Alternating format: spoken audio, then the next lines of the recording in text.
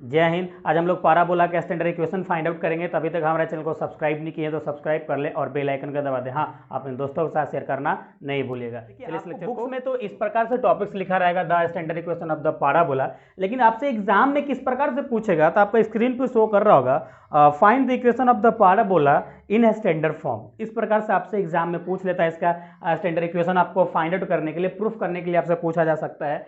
तो इसको हम लोग कैसे प्रूफ करेंगे, कैसे फाइंड आउट करेंगे, तो देखिए अभी तक हमारा बेसिक लेक्चर्स पाराबोला का नहीं देखे हैं तो उसका लिंक आपको आई कार्ड में मिल जाएगा, वहाँ से जाकर देख लीजिएगा।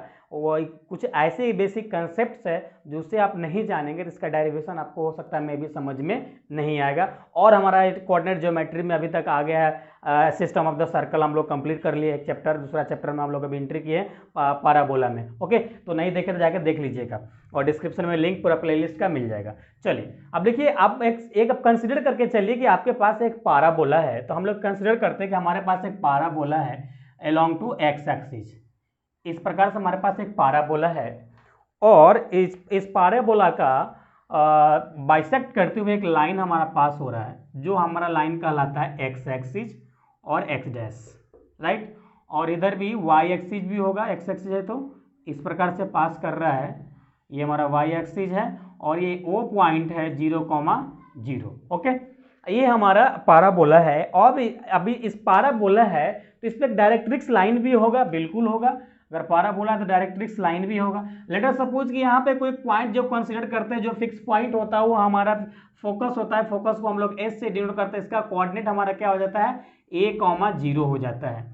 अब इस डायरेक्ट्रिक्स वाली लाइन से अगर पाराबोला पे हम परपेंडिकुलर डाल देते हैं, पाराबोला पे अगर हम परपेंडिकुलर डाल देते हैं तो ये पॉइंट कहलाता है P और इसका कोऑर्डिनेट क्या होता है, x, y होता है। x, y हम लोग मान के चले, होता नहीं है, मान के चल रहे हैं यहाँ पे। ओके, आप जब क्वेश्चन सॉल्व करेंगे तो हो सकता है पॉइंट आपका यहाँ पे चेंज भी हो सकता है, तो क्वेश्चन में सॉल्व करना सिखाएंगे आपको। और यहाँ से इसको मिला देंगे हम लोग, तो ये हो गया, ये हमारा M पॉइंट हो गया। और लेटर सपोज कि यहाँ पे ये A पॉइंट हम लोग मान लिए। अब एक बात बताइए हमें कि ये एज ए आपका जो है ये कहाँ से कहाँ तक डिस्टेंस शो कर रहा है। तो ये हमारा जो डिस्टेंस शो करता है हमेशा ये ओरिजिन से लेकर इस पॉइंट तक हमारा शो करता है। ये हमारा ए जो पॉइंट है यहाँ से लेकर हमारा ये ओरिजिन तक है। थोड़ा मिटा के अच्छे साफ से लिख देता हूँ मैं आपको।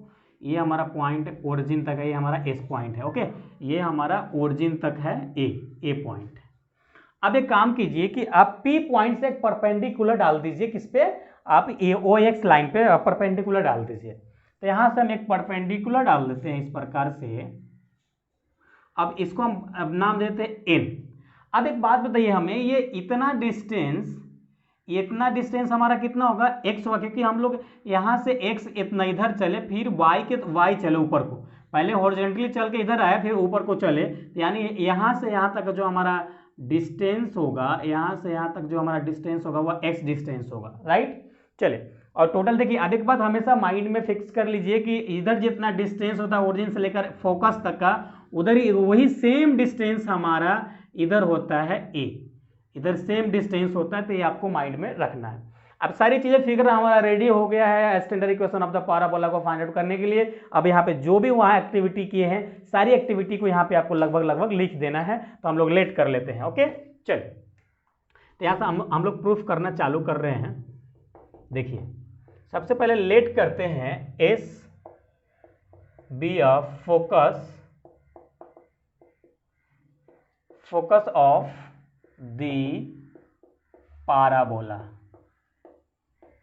फोकस ऑफ द पाराबोला है और इसका जो कोऑर्डिनेट है फोकस का, इसका कोऑर्डिनेट आपका तो वहाँ पे है। उसके बाद एंड, यहाँ पे एंड लगा लेते हैं हम लोग, एंड P पॉइंट जिसका कोऑर्डिनेट x, y है ऑन दी पाराबोला। यानी पाराबोला पे आपको एक पॉइंट लिए हैं, पाराबोला को एक पॉइंट लिए हैं जो पॉइंट P है जिसका कोऑर्डिनेट x, हम लोग y माने हैं। ओके, फिर से अगेन हम लोग लेट कर लेते हैं। Let MA be a directrix line,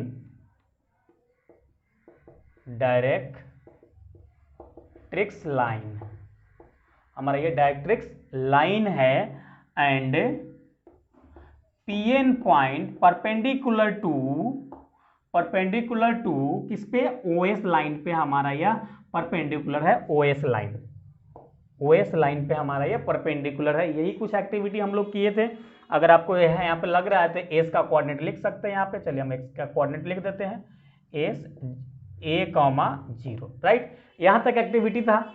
उसके बाद एक एक्टिविटी हम लोग और कर लेते हैं अपने मन से। अगर पाराबोला है तो क्या कुछ कंडीशंस फुलफिल करना होगा। फुलफिल ये करना होगा कि ई इसेंट्रिसिटी इक्वल टू 1 होना पड़ेगा, तब जाके पाराबोला होगा। तो यहाँ पे लिखेंगे since P S upon P M is equal to 1 है, हम लोग मान के चल रहे हैं। अभी नहीं 1 मान के चलेंगे तो आपका ये पाराबोला नहीं होगा। नहीं मान के चलेंगे तो पाराबोला नहीं होगा। तो हम लोग मान के चल रहे हैं इसके इक्वल टू ई है, यानी ई इक्वल टू हम सीधे सीधे बोल देते हैं 1 है। नाउ अब मेन कहानी यहीं से स्टार्ट हो जाता है। फिर से अगेन इसको आप लिख दीजिए, P S upon P equal to P M equal to 1। इसको क्रॉस मल्टीप्लाई करेंगे तो यहाँ आ जाएगा P S is equal to P M. और यहाँ पे let us now squaring both side आप कर सकते हैं। यहाँ से हम सॉल्व करते हैं इसको। स्क्वायरिंग हम लोग बोथ साइड कर देते हैं। स्क्वायरिंग बोथ साइड करेंगे तो हमें क्या मिलेगा, पी एस का square equal to P M का स्क्वायर, पी एम का square. So in this curve, अब इस कर्व को देखिए कि इसमें हमें क्या क्या मिल रहा है, पी एस इक्वल टू और पी एम इक्वल टू। तो यहाँ से अगर पी एस इक्वल टू हम लोग देखें तो पी एस इक्वल टू हम लोग क्या देख रहे हैं, यहाँ से यहाँ तक एक लाइन देख रहे हैं और दोनों का हमारे पास कोऑर्डिनेट अवेलेबल है।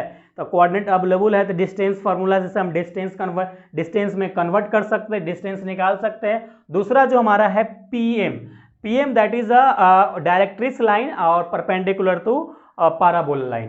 तो अगर यहाँ से ये डिस्टेंस हमको चाहिए होगा तो अगर हम एक बात आपको बताएं कि ओ ए और ओ एस, सॉरी ओ ए और ओ एन, ये दो डिस्टेंस हमें ऐड कर देते हैं तो ऑटोमेटिक हमारा ये पी एम निकल जाएगा।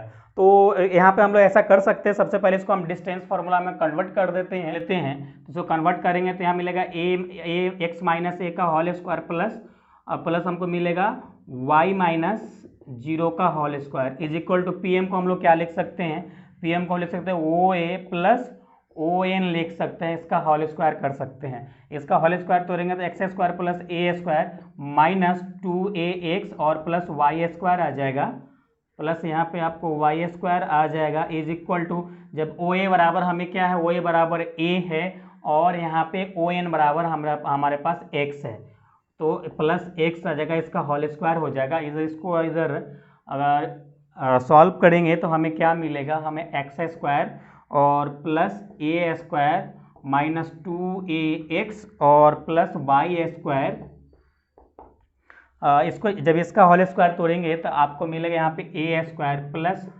एक्स स्क्वायर प्लस 2ax मिलेगा, राइट, इतना मिल जाएगा। अब एक बात बताइए हमें, अगर इक्वल टू के इस साइड लेके आएंगे तो यहाँ पे हमारा एक्स स्क्वायर और ए स्क्वायर कटने वाला है, इसे हम काट देते हैं। तो हमारा ये अगर इक्वल टू के साइड लेंगे तो एक्स स्क्वायर कट जाएगा, उसके बाद हमारा ए स्क्वायर कट जाएगा, बचेगा क्या, बचेगा minus 2ax plus Y square is equal to plus 2ax, right. इसको साइड लेके जाएंगे तो Y square is equal to 2ax plus 2ax, इतना मिल जाएगा। जब इसे ऐड करेंगे, इसके जब सम करेंगे तो सम करने के बाद आपको जो मिलेगा Y square is equal to 4ax, और आपको हम प्रीवियस लेक्चर्स में बताए थे कि हाइपरबोला का जो इक्वेशंस होता है Y square is equal to 4ax होता है। तो फाइनली हमारा यहाँ पे जो इक्वेशन फाइंड आउट करना था वो प्रूफ हो चुका है। आइए आपसे एग्जाम में आपसे ये 16 मार्क्स को आपके एग्जाम में पूछ लिया जाता है। यहाँ पे लिखेंगे hence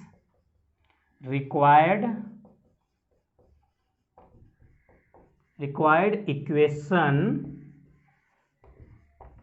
of parabola. I hope आपको दिख रहा होगा, अगर नहीं दिख रहा होगा तो जो बोले आप लिख लीजिएगा, ओके। तो फाइनली हमारा ये पाराबोला का इक्वेशन यहाँ पे फाइंड आउट हो गया, प्रूफ हो गया। तो अगर आपको डेरिवेशन ऑफ पाराबोला पूछे या प्रूफ दैट पाराबोला इक्वेशंस आपको, या आपको हो सकता है वाई स्क्वायर इक्वल टू आपको ये 4ax दे देगा, अब बोलेगा prove that the parabola equations Y square equal to 4ax, तो सेम इसी प्रकार से प्रूफ करेंगे। अगर बोलेगा find out the equation of the parabola, same तरीके से सॉल्व करेंगे।